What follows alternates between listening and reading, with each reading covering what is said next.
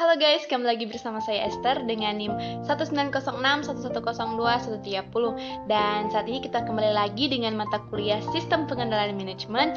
Dan saat ini materi kita akan membahas materi tentang Method of Financial Statement Analysis atau metode analisis laporan keuangan. Dan langsung saja kita ke materinya. Ya, kita masuk ke materi yang pertama, ada analisis laporan keuangan horizontal. Nah, analisis laporan keuangan horizontal ini adalah persentase kenaikan dan penurunan dalam pos-pos terkait pada laporan keuangan kooperatif. Dan pada jumlah-jumlah pos di laporan keuangan terakhir akan dibandingkan dengan pos lain yang terkait dalam satu periode sebelumnya atau lebih. Nah, dan juga analisis horizontal ini dapat membandingkan dua laporan keuangan. Nah, dalam hal ini, laporan periode sebelumnya digunakan sebagai dasar. Dan analisis laporan keuangan horizontal ini juga dapat membandingkan 3 laporan keuangan atau lebih. Dan dalam hal ini juga, tanggal atau periode yang lebih awal dapat digunakan sebagai dasar perbandingan untuk seluruh tanggal atau periode-periode sebelumnya. Nah, yang kedua ada analisis laporan keuangan vertikal. Nah, analisis yang satu ini menggunakan presentase untuk menunjukkan hubungan masing-masing komponen terhadap jumlah total dalam satu laporan. Nah, seperti analisis laporan keuangan horizontal. Nah, laporan ini dapat disiapkan dalam format terperinci atau singkat.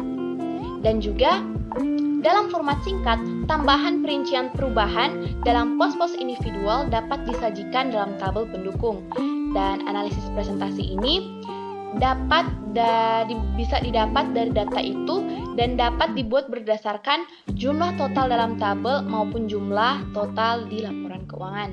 Dan meskipun analisis vertikal ini terbatas pada laporan individual, signifikansi dari analisis tersebut dapat ditingkatkan dengan menyiapkan laporan perbandingan. Dan dalam analisis vertikal ini terdapat neraca dan juga masing-masing pos aset dinyatakan sebagai persentase dari total kewajiban dan ekuitas pemegang saham.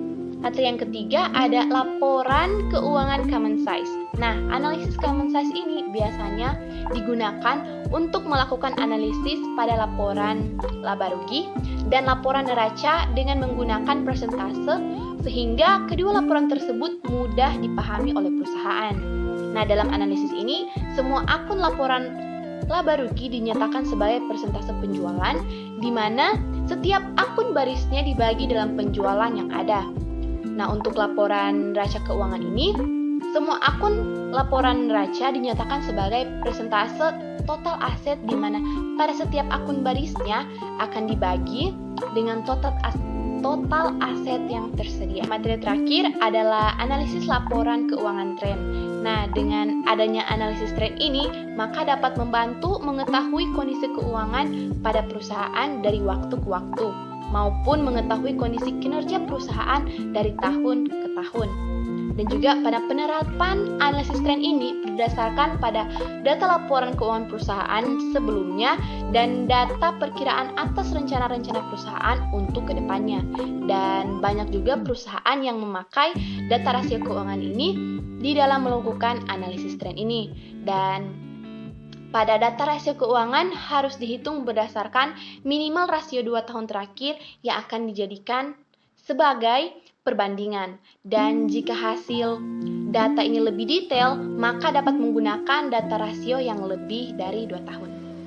Nah, itulah materi-materi yang telah saya sampaikan. Terima kasih telah menonton video ini. Mohon maaf jika ada kesalahan kata dan semoga video ini bisa membantu teman-teman dalam menambah wawasan pengetahuan dan terima kasih.